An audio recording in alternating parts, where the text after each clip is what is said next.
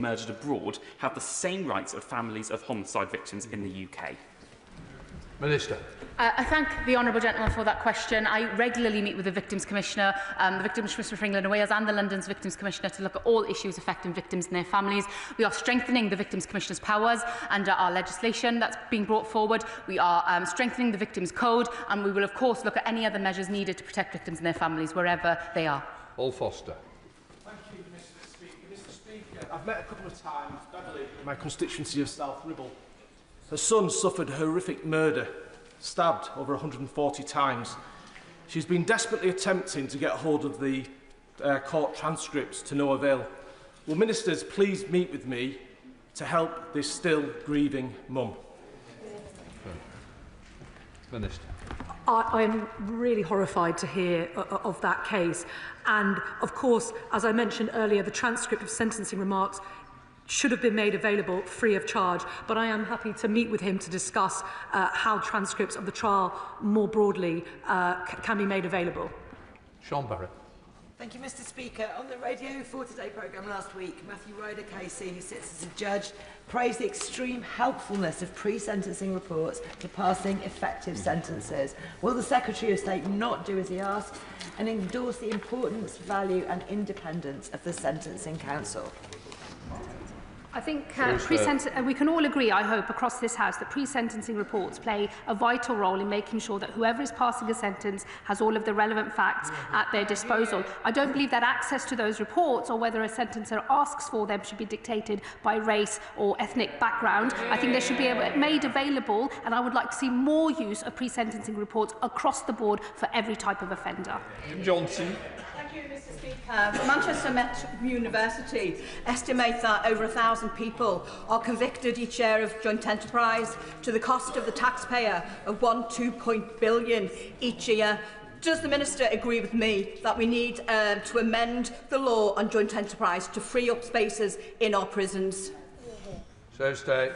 Well, I think that the law on joint enterprise has already developed somewhat after the previous Court of Appeal decision. I know that the Director of Public Prosecutions is keeping the situation in terms of how charging decisions are made, prosecuting decisions are made under review. At this point, we have no plans to go further, but I will be happy to make sure that she can meet with the relevant minister. Jim Allister. Across the United Kingdom, inquests are defined as being for the purpose of finding out who the deceased was, how, when and where they died. They are not trials. They are not about assigning blame, even when they're extended into Article 2 investigations. Yet in Northern Ireland, we've had findings of blame in respect of SAS soldiers on killing of active terrorists. Does the Secretary of State agree that the Crime and Policing Bill would afford an opportunity through suitable amendment to bring uniformity to the operation of inquests across the United Kingdom? Minister. The honourable gentleman is right to confirm that an inquest should be an inquisitorial process. It should not be an adversarial process either. I will, of course, raise the issues he mentions with the Secretary of State for Northern Ireland, but what is deemed to be in scope of legislation is a matter for the House authorities and the Leader of the House. Thank you very much, Mr. Speaker. Prison maintenance privatisation has been a complete and utter disaster. Can I ask, when will it be taken back in-house? Minister.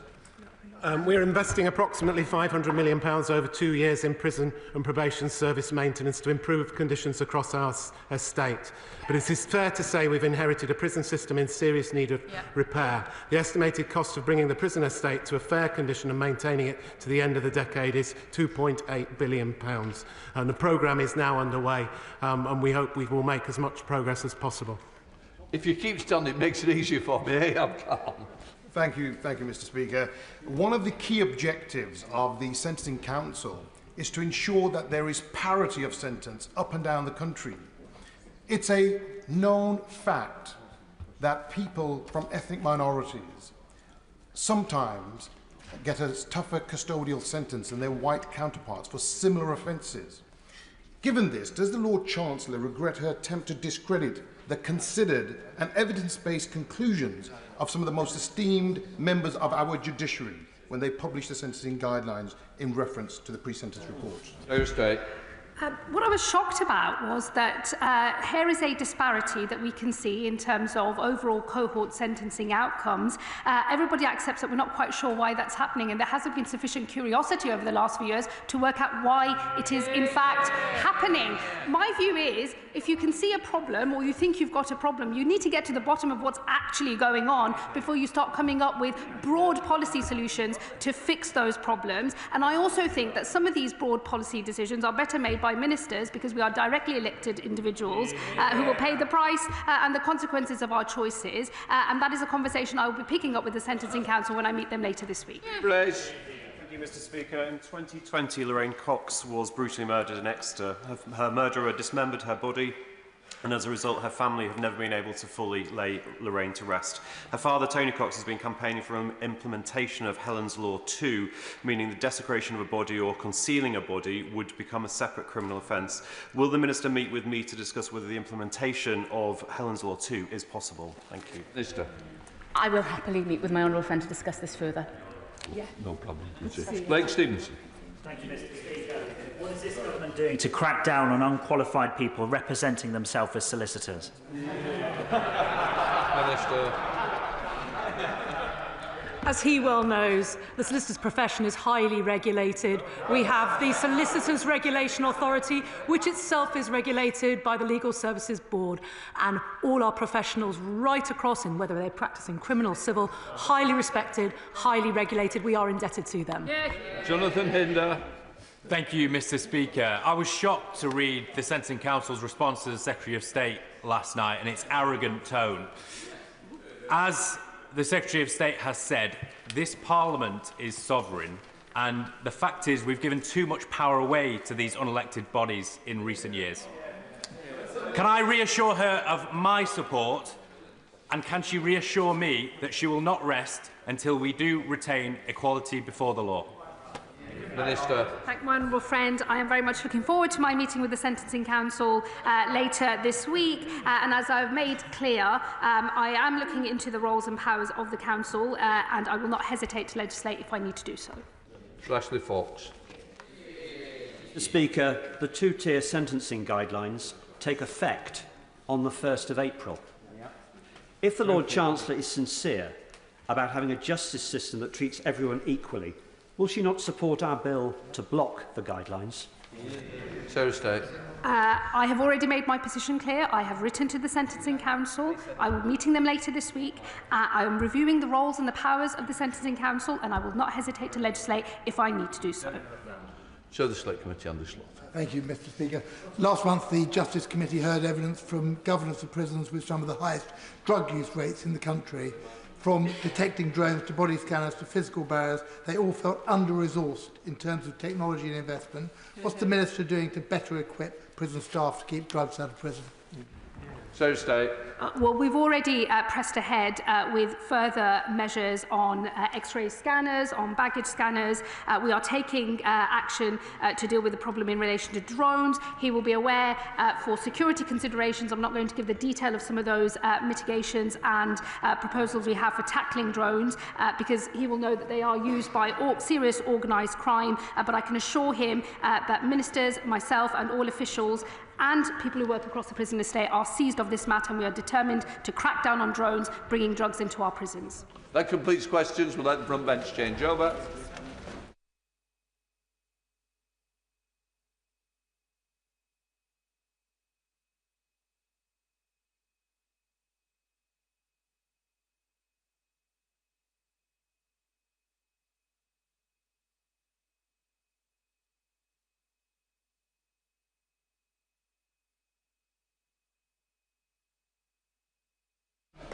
Right, we're now going to come to the oral statement, North Sea Vessel Collision.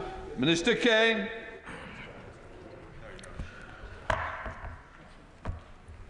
Mr. Speaker, with permission, I wish to make a statement regarding the collision between two vessels off the east coast of Yorkshire that occurred yesterday. I want to begin by offering my sincere thanks to all those who are responding on the front line, from His Majesty's Coast Guard to local emergency services, This is a challenging situation, and I know I speak for everyone in this House when I say that the responders' ongoing efforts are both brave and hugely appreciated. I also want to thank the international partners for their many offers of assistance to the UK and the support from the maritime community. This is a fast-moving situation, so let me set out the facts as I currently have them. At 9:47 on Monday the 10th of March, the vessel MV Solong, sailing under the flag of Madeira, collided with the anchored vessel MV Stena Immaculate in the North Sea, a fuel tanker sailing under the flag of the United States and operated by the US Navy. The collision occurred approximately 13 nautical miles off the coast. Fire immediately broke out on both vessels, and after initial firefighting attempts were overwhelmed by the size and the nature of the fire, both crews abandoned ship. Firefighting and search and rescue operations, coordinated by His Majesty's Coast Guard, continued throughout the day yesterday, pausing in the evening once darkness fell.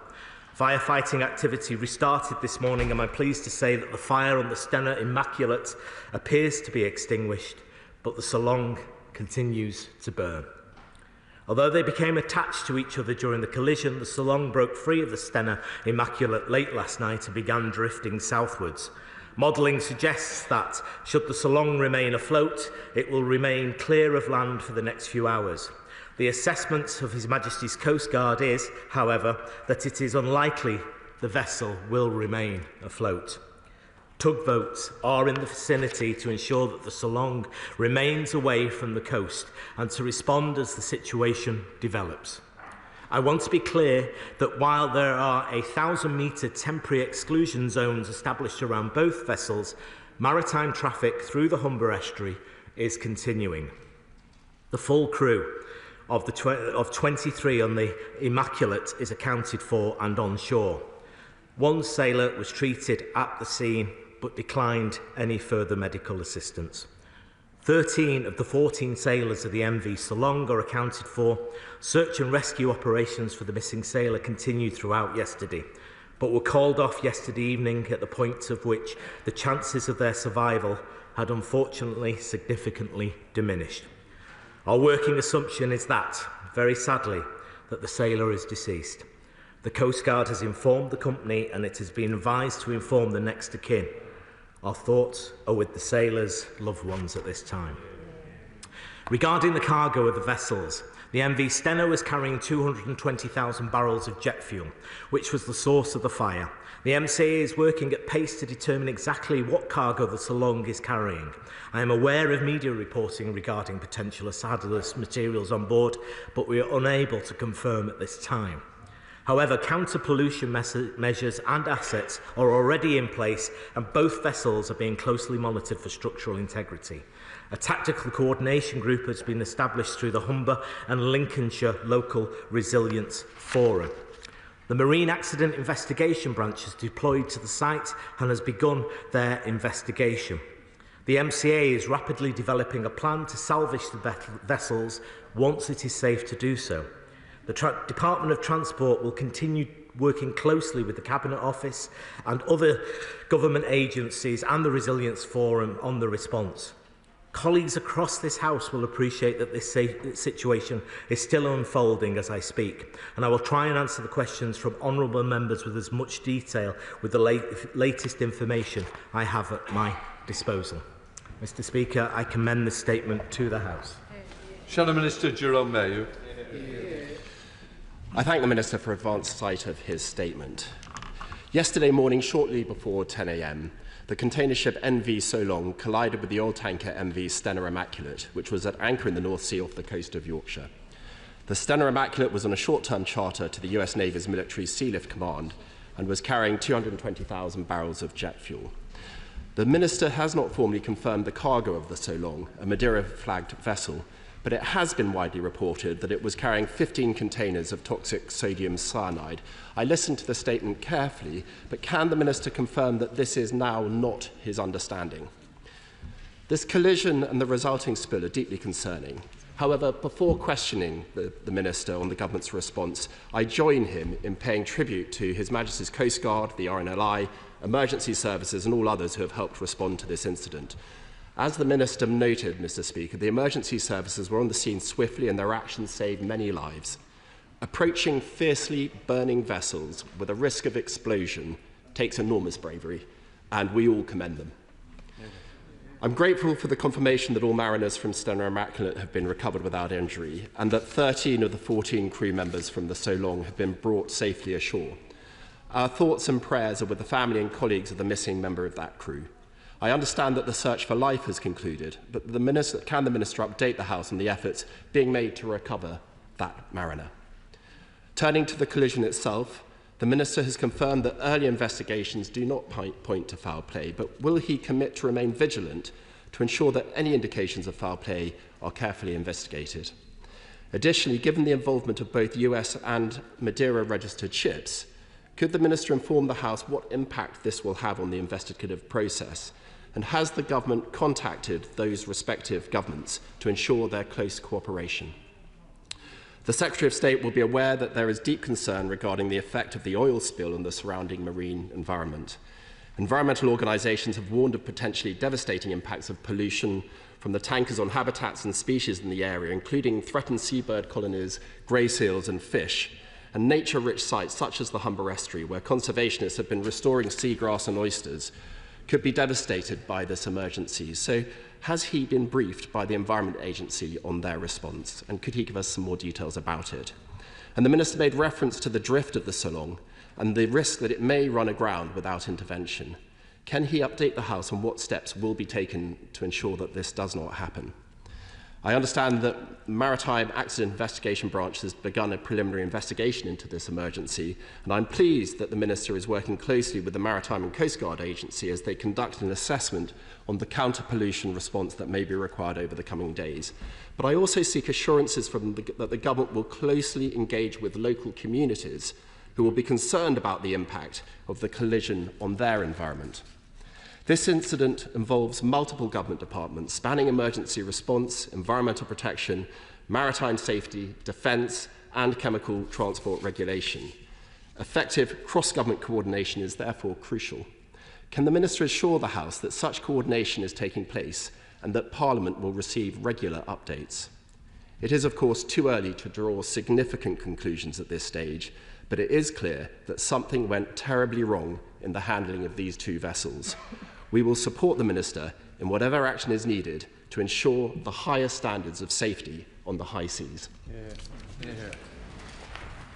Well, can I thank the Honourable member for that? Something did go terribly wrong. He's exactly right. And my thoughts and prayers are with the missing sailors' family. The company has been informed and his next of kin are being informed. In terms of the series of questions that he asked, what we do know for sure is that the Immaculate was carrying 220,000 barrels of A1 jet fuel. We know that for sure. We are yet to establish the cargo of the So Long. As soon as I know, I will make that information available to the House. We will do everything to recover the body of the mariner. In a recent debate around emergency response services, we know that lives are lost at sea, but some succour and comfort is given to the fact that rescue services often bring people's loved ones back to them for proper funeral and burial. Whether there was foul play, I think, is speculation. There is no evidence to suggest that at the moment. We are in contact through the MCA with our American and Portuguese counterparts and have liaised with that. In terms of the counter-pollution measures that he mentioned, the MCA is standing by with marine and aerial counter-pollution measures and will use them at the necessary time, but the immediate concern is to put out the fire on the So Long. He mentioned the issue of drift. This is ships drifting. The Immaculate remains anchored, so we are safe there. It's the So Long that is drifting at 2 nautical miles per hour. It is being shadowed by 2 tugboats currently.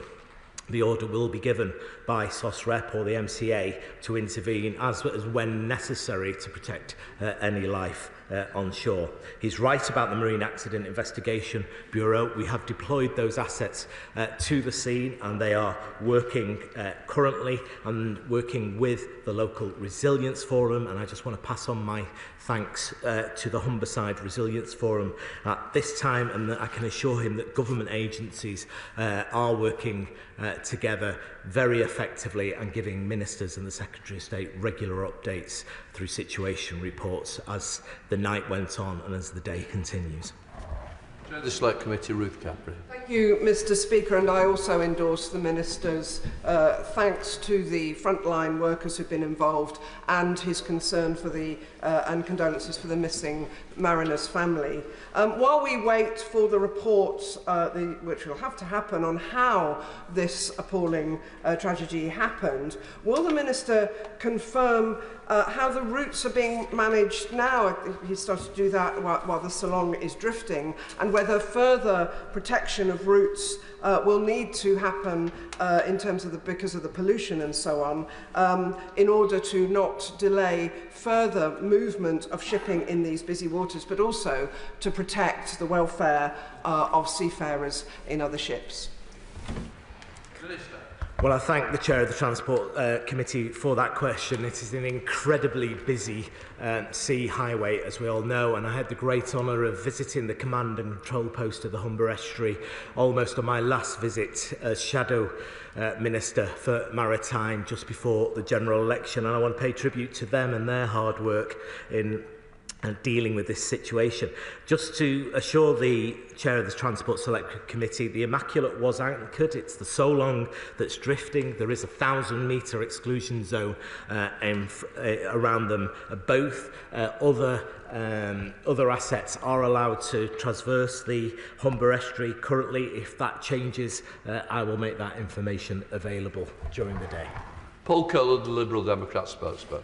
Thank you, Mr. Speaker. Can I thank the Minister for advanced side of his statement? The scenes we've all witnessed in news reports are very concerning, and our thoughts are with all those affected and the family of the crew member who remains unaccounted for.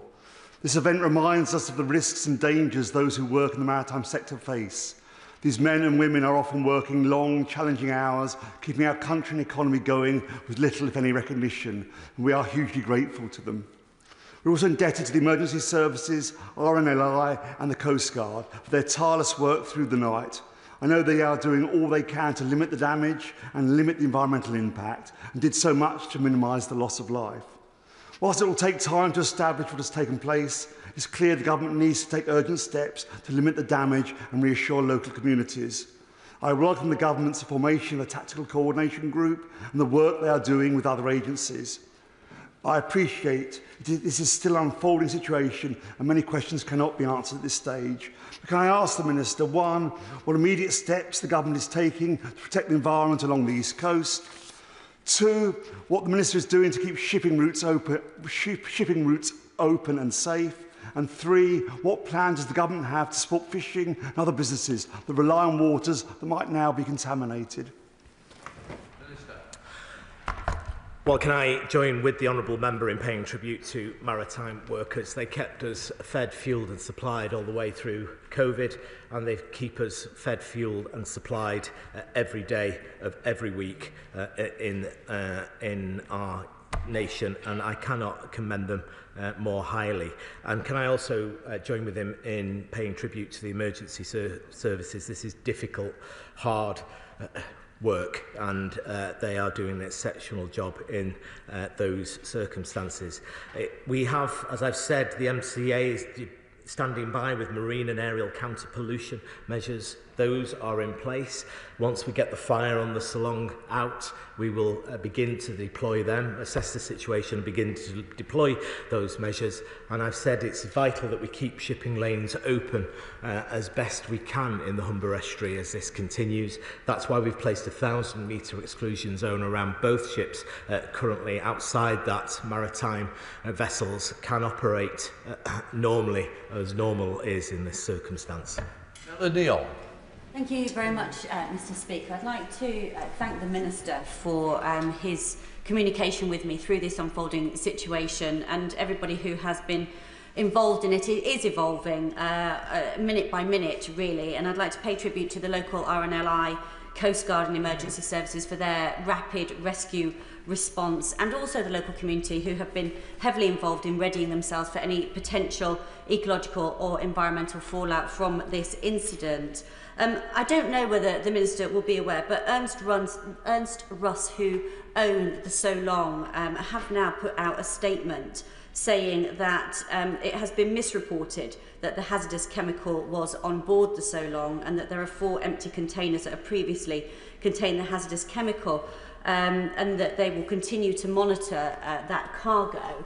I wonder if the Minister has had any success in tracking down the manifest for the So Long, so that we can get some reassurance and reassure my constituents and put their minds at ease about exactly what was on that vessel, and also ask when he's expecting the initial report from the Maritime Accident Investigation Branch, so that we can understand what on earth happened in this most extraordinary of events.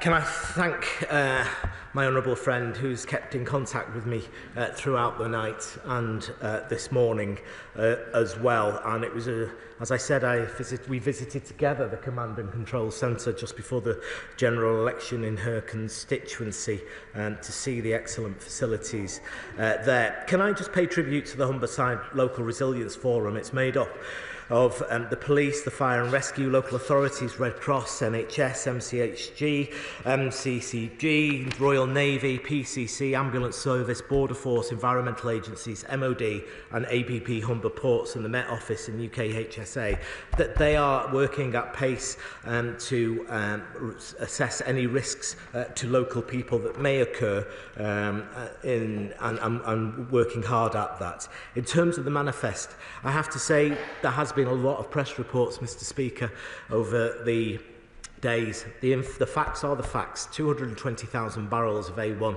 jet fuel on the Immaculate, and the MCA are working at pace to establish the cargo of the So Long, which sailed from Grangemouth. So hopefully we can, with that information from the manifest at port, as soon as we find that out, we will make that information, release that information to the House. Sure. Thank you, Mr. Speaker. May I join the Minister in saluting the heroic rescuers and mourning the loss of the seamen.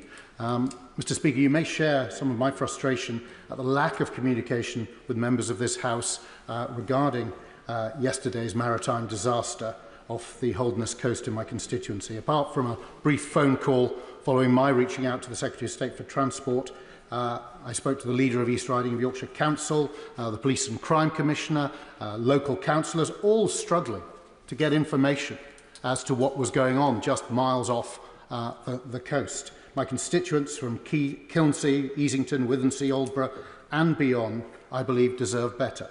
So I must ask the Minister, why did it take so long for the local resilience forum to be set up? Is he confident that we have the proper structures in place of governance when a disaster like this happens? How can we ensure that communications are improved moving forward? What work is being done to protect the puffins, wildlife and beaches in our area? And how can we ensure that the agencies responsible are held to account? Perhaps the Minister could comment why he was missing in action yesterday, when we would love to have heard, not just from 24-hour rolling media, but from the member of our own elected government, what was happening with this terrible disaster.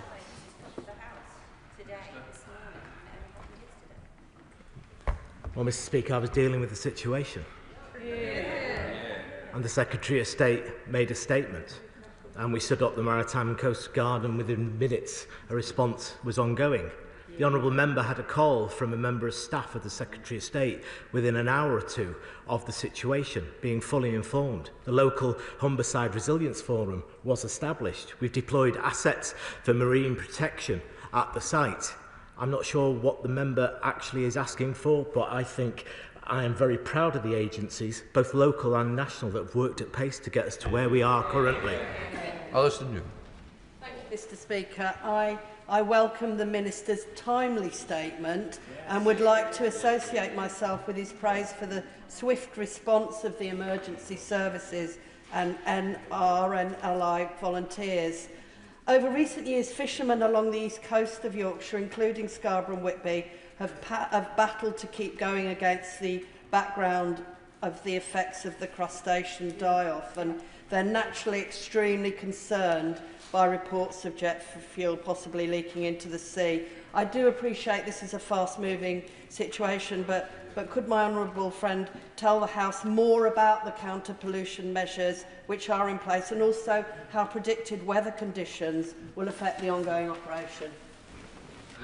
Well, I thank the honourable member for her question. Yes, I know members on the North East Coast on all sides of this House have been worried over a number of years about the crustacean die-off, and this is a concern that jet oil could well be leaking into the sea. I can say that every resource is being deployed by MCA and other agencies to assess the extent of the pollution, and every resource will be put in to clean up that pollution. I happen to be meeting with the fishermen organisations later in the week for separate reasons, so I hope to be able to update them with further information at that time around their very valuable trade. Tom Gordon. Thank you, Mr. Speaker. I have been in communication with Lib Dem councillors in the East Riding and also the Lib Dem administration in Hull. Yesterday, the leader of the council, Mike Ross, raised the calls for a rapid response from government, and I would really push the Minister on clarity on what exactly we should be seeing from the Tactical Coordination Group, and whether there is a government commitment to make sure that any environment and economic impact will be covered by the government, and what more support we'll see potentially down the line if there are long-term consequences as a result of any pollution. Well, can I thank the honourable member for his question. It's standard procedure to bring on board the local resilience forums in any case like this. That has been done. It is up and running. I am grateful to all elected members from whichever party, in particular hard-working councillors who will be involved in this to make sure that the best interests of the people of the Humber region are protected at this time. And I can say that yes, we have currently deployed all the resources that are needed to contain both this fire and to assess the environmental damage of any spillage are on site at the moment. We will continue to make decisions in conjunction with the Local Resilience Forum as we go on through the day and for the rest of the week, I believe. Thank you, Mr. Speaker. I just wish to add my voice to the call made by my honourable friend and neighbour, the member for Scarborough and Whitby, about the very perilous position of the Teesside and North Yorkshire marine ecosystem following the environmental disaster we suffered in 2021. And so I'd ask the Minister to really ensure that the response isn't only around the Humber estuary, but also reviews the environmental impact for the entire East Coast as well. Yeah. Very grateful to the honourable member. As I said, the MCA's counter-pollution assets are being deployed at the scene, including the RNLI and search and rescue and aviation. They've all been on site, though the search and rescue has been stood down. I just want to point out to the honourable member that both vessels were also carrying marine heavy fuel oil. This, of course, is a present pollution risk should either vessel sink or break apart at this time. Thank you, Mr. Speaker. May I thank the Minister for his statement today and echo his comments in relation to the missing sailor, and add my thanks to all of those who have been involved in the rescue operation, particularly those at RNLI station in Bridlington. Constituents in my constituency of Bridlington and the Wolds are rightly concerned about the potential environmental and ecological impact, not least because we have the biggest bird colony in mainland Britain, Bempton and Flamborough. We have the largest shellfish landing port in the UK at Bridlington, and we have around 5 million visitors who come to the area every year, enjoying the beaches from Bridlington down to Hornsey. So can I ask the Minister whether he's had any assessments as yet as to the direction of any potential pollution, the currents and the wind direction, and what role they may play in where any pollution eventually ends up? That's exactly right to raise this. I had a conversation with the Minister for Nature late last night around this. The Met Office are telling us that modelling uses theoretical models to plot potential movement of the smoke plume in a similar way as it forecasts weather, and air quality monitoring can be done by onshore monitoring stations, the closest being Immingham. The immediate concern is to stop the fire so that we can do the assessment around the pollution. As soon as the fire is out. Inspectors can either move nearer or move in to assess the extent of the spill, if there is a spill, and then we can begin to deploy the relevant resources to tackle that spill. Mr. Speaker, my constituency of Blythe and Ashington is on the northeast coast, probably around about 150 miles from this horrendous disaster. Can the Minister share whether there's been an initial assessment on how this disaster and where the pollution might move to, and will that, is there a potential threat, I should say, to the coastline of the northeast of England? Well, I thank the honourable member for his question. Like I said, the Met Office is modelling the situation with wind at the moment. We need to get the fire out on the Solong. Once that is done, we can make a further assessment of what is required and in which direction any pollution, if there is any, is moving, and then we will deploy our assets to tackle that when we know that for sure. Thank you, Mr. Speaker. It's just over 32 years now since the MV Brer was grounded off Shetland, but for us, the memories are still very, very fresh, and to those communities on the east coast of England that are braced for what may be coming, we know exactly how they will be feeling. Mr. Speaker, we may not know what happened here, but I think we can be pretty certain in saying that at some time, somewhere, something of this sort was going to happen. Such is the nature and the way of which shipping is regulated and owned across the world. In Shetland for years we have been warning the dangers of tankers anchored right by our shoreline, others entering areas marked in the chart as areas to be avoided. But it is next to impossible to get any agency to take ownership of that. So can we use this moment, because I know the Minister has concern about this, to take a serious look about how we protect our coastal and island communities in the future? Can I thank the honourable gentleman and for his expertise in this area, and he has raised with tankers moored off his constituency, off Shetland and Orkney, with me in my office. I understand that the 1972 collision regs absolutely state that there has to be proper lookout, there has to be sight and sound lookout and all other methods. So something has gone wrong here. So I think, as difficult it is to say, accidents always provide an opportunity to see how we can do things better going forward. So I'm hoping that when the Marine Accident Investigation Branch comes back, both with its initial findings and its substantive findings, which will come to my desk, that we can learn the lessons of this accident. Martin Vickers. Thank you, Mr. Speaker. I join with others in praising the emergency services, and I would also add to that Martin Boyers and his colleagues from Port of Grimsby East who supported the emergency services. Obviously, concern at the moment is extinguishing the fire, but looking at the longer term, there will be an impact, the potential impact on the local community in as much as pollution and so on the beaches and the like. Can the Minister give an assurance that he and the other government departments will work closely with the Council and other agencies to ensure that any support that is needed will be available? The member has formed, because he obviously has the Port of Immingham in his constituency, and that's where the Immaculate was waiting to unload its cargo when a berth came available. But I can assure him that the MCA is on standby. It's got marine and aerial logistics in place to assess any potential pollution spill if there is one, and we will tackle it, but the priority, as I said again, is to get the fire on the Solong extinguished. Richard Tice. Thank you, Mr. Speaker, and I thank the Minister for his statement, and we congratulate everyone involved. It's worth just remembering, will the Minister join me, in the voluntary nature of so many of the emergency services, such as the RNLI, the lifeboat from Skegness.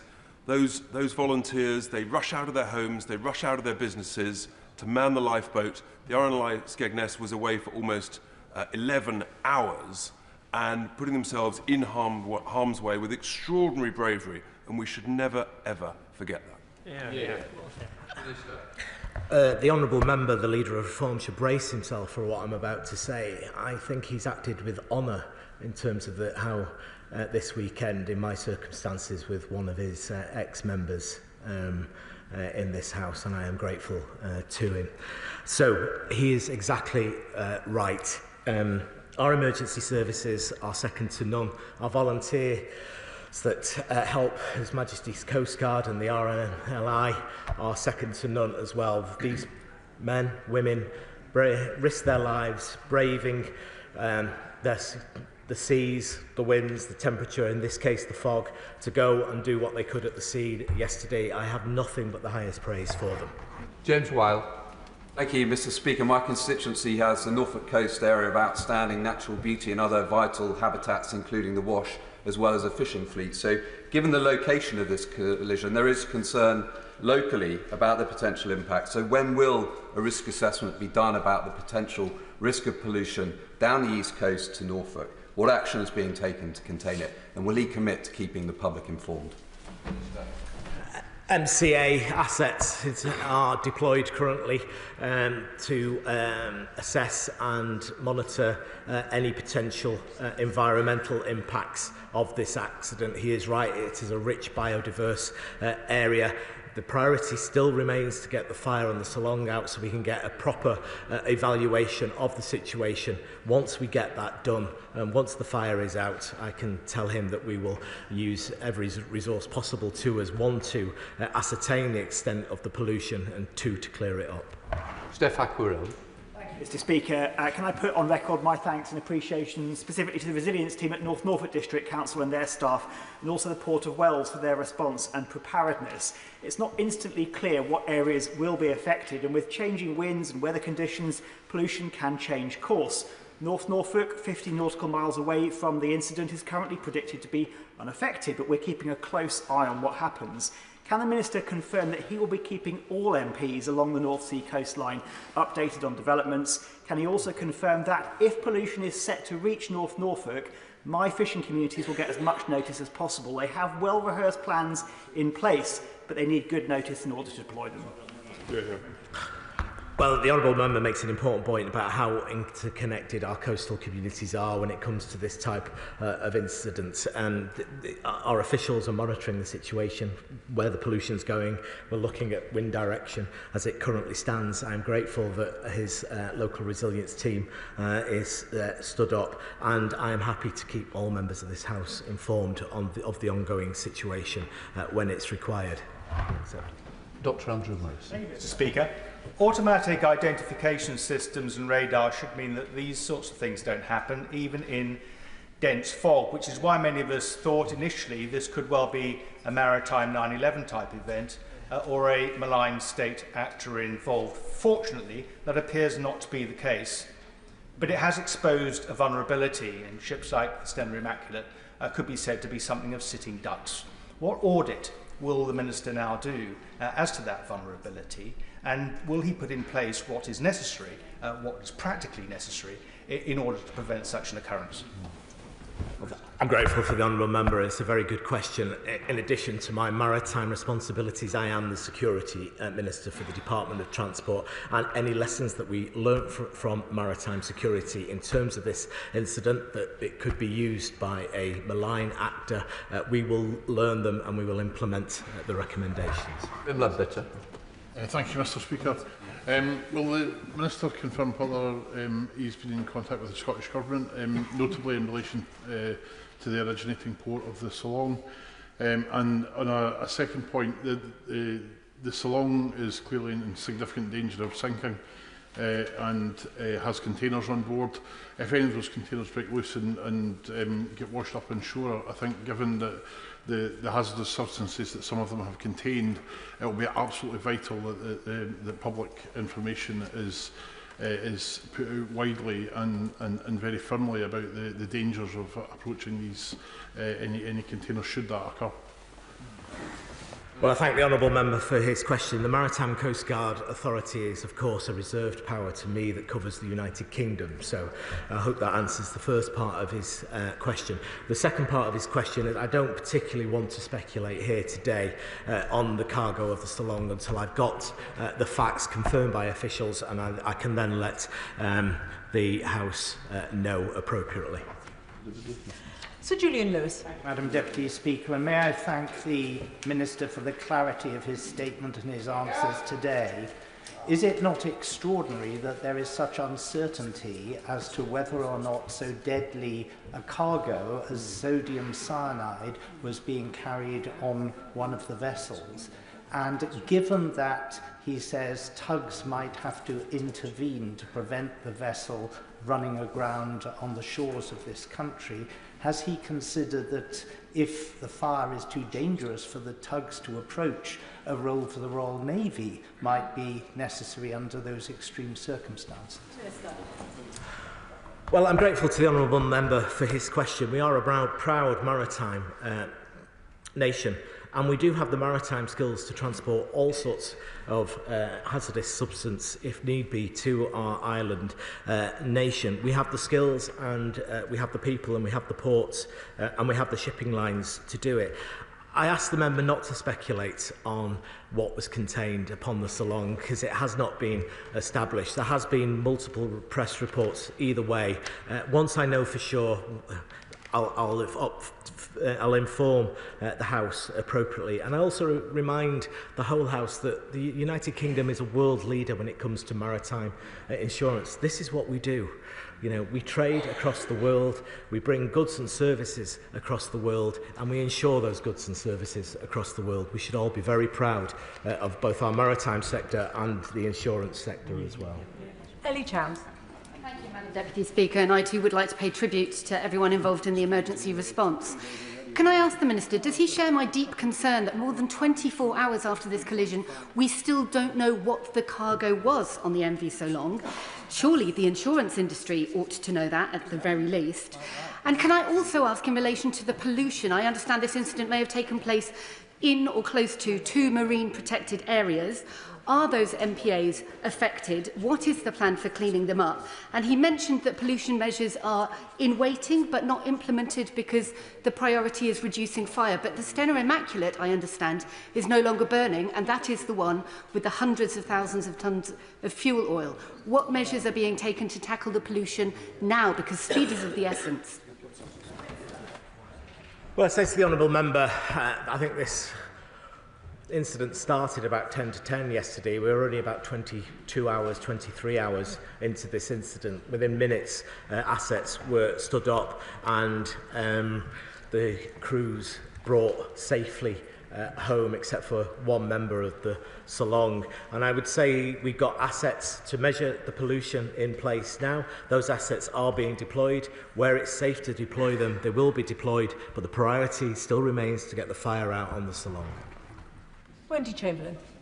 Madam Deputy Speaker. Several members have mentioned the effects to the marine environment, including endangered bird species such as puffins and kittiwakes, who are returning to colonies right now in places such as the Isle of May in my own constituency. Can the Minister outline what engagement he's having with the charities and organisations who run those colonies? And secondly, to follow on from the Honourable Member's question in relation to the Scottish Government, if the worst case scenario is feared and we do see pollution extending extensively, is there plans for engagement between the Environment Agency and SEPA? Well, I thank the Honourable Member. The environment is absolutely at the front of our mind, and once we get this fire out, we will make those impact assessments and take the appropriate measures to clean up any pollution if there is any. Department is working across government currently, and we're all working with the local resilience forum, so those partner agencies in terms of bird protection, marine, fish, environment. We will be liaising with them over the days ahead once we have those impact assessments to see what is the best way forward.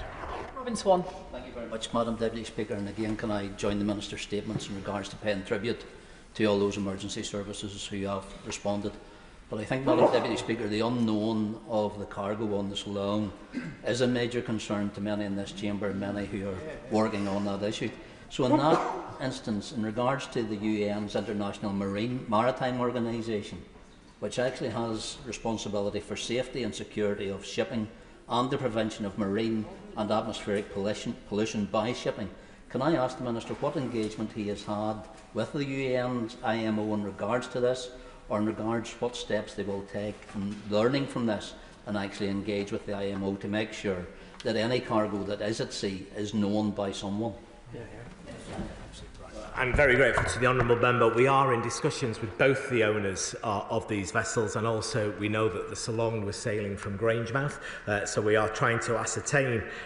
We know it had a mixed cargo of containers. That is the only information available to me, and that information is currently being analysed. I don't have that to bring that to the House at the moment, but as soon as I have it, that information we will make known. As I said, the Stena Immaculate was carrying 220,000 barrels of A1 jet fuel. We know that. We can begin to prepare any contingency plans around that information that we already have in terms of that vessel. Callum Miller. Thank you very much, Madam Deputy Speaker. I'd like to thank the Minister for his fulsome statement and associate myself with the recognition of the loss of life, potential loss of life, and also those communities affected. I understand that the priority is now dealing with the immediate incident, and there will be a full investigation by the Maritime Accident Investigation Branch in due course. However, in light of the fact that the Royal Navy has deployed vessels to the North Sea to monitor the activities of hostile states both on and under the sea, can the Minister assure us that the Government and its agencies will make an assessment so we can be clear that there has been no foreign interference in this terrible accident? Yes, I mean, the answer to that is yes. And the Minister for Defence contacted me last night to say that they were ready and willing to be deployed if they were required. So far, they have not been required because at the moment we feel there is no malign intention to this incident. However, the Marine Accident Investigation Branch, as he says, will investigate. They will give me their initial findings as soon as humanly possible. I will I will read their final report, which is my duty to do so as Maritime Minister, and we will take the matter from there. But he's right to raise it. Deputy Speaker, can I thank the Minister very much, and first of all those who responded. I think we owe them a debt, and that should be put in record. But I can also thank the Minister for his endeavours. I spoke to him yesterday about it. I understand that he's been assiduous, focused, and in this House I think we should put in record our thanks to him for all that he has done. Can the Minister outline what steps will be taken to investigate whether there were failings with the visual observation, with radar, or the automated identification system, the AIS, which led to this unexpected collision? And how can we ensure that the long-term environmental effects of this devastating collision are dealt with in a coordinated manner? Thanks so much. Well, can I thank the Honourable Member for Strangford for his House. Can I update the House to say that as it currently stands, no sign of pollution from vessels is observed at this time. But monitoring is in place, and should that change, assets in place, they will be provided as needed. That's the latest current information as relayed to me. In terms of the question of the Honourable Gentleman, that is a matter for the Marine Accident Investigation Bureau. We have extraordinarily dedicated officials who are on site, were on site yesterday, were deployed. They will be making their surveys of the two vessels, and they will be reporting back to me with initial findings when they can, and subsequently there will be a final report for sign-off on my desk at some stage in the future. But I'm grateful for the Honourable Member's support. Can I thank the Minister for his statement? Point of order. Point of order, David Simmons. Thank you, Madam Deputy Speaker. Earlier today, David Lawrence, a former Labour parliamentary candidate, put out a public statement saying that he was pleased to be invited to number 10 Downing Street for a preview of the Planning and Infrastructure Bill, a landmark piece of legislation which has yet to see the light of day in this House, despite a number of statements from ministers about how significant and important this piece of legislation would be. May I seek your guidance on how we can ensure in future that important legislation deserving of the scrutiny of Parliament is first seen in this House and not shared offline with Labour parliamentary candidates. I thank the honourable member for his point of order. I'm sure that his comments will have been heard by the Treasury bench. Point of order, Angela Rayner. Thank you, Madam Deputy Speaker. Can I assure the House that no one's had a preview? The Planning and Infrastructure Bill is coming to this House, and of course we regularly consult with stakeholders, but no one's had a preview before this House. Can I thank the Secretary of State for that point of clarification? Presentation of Bill. Secretary Angela Rayner. Planning and Infrastructure Bill. Second reading, what day? Tomorrow. Tomorrow. Presentation of Bill. Robert Jenrick. Sentencing Council Powers of Secretary of State Bill.